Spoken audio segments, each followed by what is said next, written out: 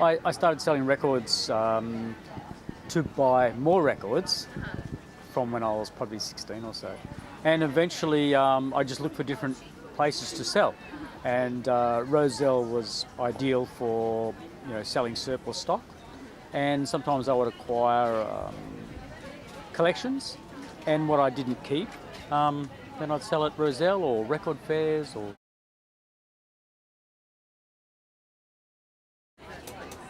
In the first place, it was, I suppose, general music, sort of punk and new wave and that kind of stuff from the mid-70s on.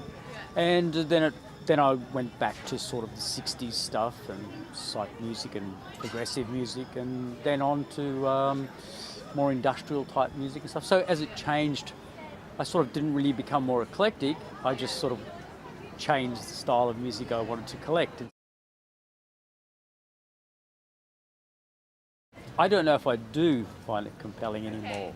There's certainly a fetish about vinyl, which relates to the cover, the tactile part of the cover, the actual holding the record, and I would say that I'm quite over that. But then again, I've had records for a long time. So if say I was 20 years younger, I'd probably still have that fetish of keeping records merely for the feel of the cover and those other things, because it doesn't always relate back to the sound. It's because there are many formats and all of them have their pros and cons, and vinyl's just one. But vinyl has increased in popularity, and I think because people like the idea, that tactile thing about records rather than CDs and cassettes and mini disc and all that stuff. It boils down to the pressing. A lot of people now buy digital vinyl, which has to be still played on analog equipment, so it has no real great advantage. But it's a popularity thing now. Price mainly. I don't sell expensive things here, and so people can get a good bargain. So, and plus I try and bring a diversity of styles of music, from run-of-the-mill things that you would find quite easily to more exotic kind of things, and plenty of old pressings and, and records from old television soundtracks and all sorts of stuff, which is a lot of the, I try and attract more the crate digger type of customer rather than the, customer who's looking for a particular sound. I sell things like, the stuff from the space age stuff from the 70s, and soundtracks like 1999 and things like the moon stuff, where it's recordings of when they first walked on the moon from 1969, all that kind of, stuff, and comedy cartoon records, all that. That's all wonderful stuff, That makes it exciting. It does vary quite a lot. I get older guys coming to buy, jazz, 50s jazz, and a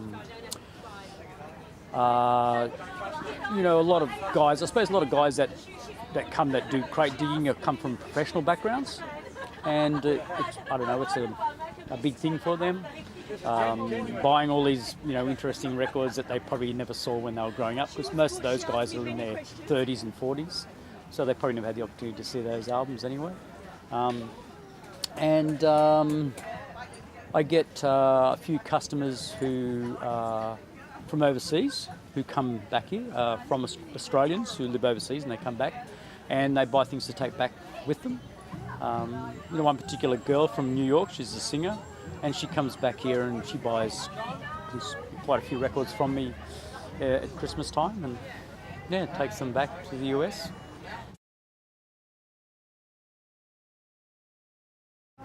I was once asked by someone, a friend of mine who owns a record shop, in 1996, where I saw vinyl beginning and ending. Yeah, when will you run out? Will we still find vinyl? And I gave him about 2002. And it's now 2017, and there's plenty of it. And it's hard to believe how much there actually still is. And considering that people started turning their vinyl over in favour of CDs in 1984, that's a long time ago. And there's still vinyl, second-hand vinyl from people's homes, people that collected over the years, still coming out. So, yeah, I'm fairly not really good at making those calls, but I'd say that, at some stage it has to stop because the next generation, like now there are fewer people at 18 collecting records than there are, say, 30 or 40.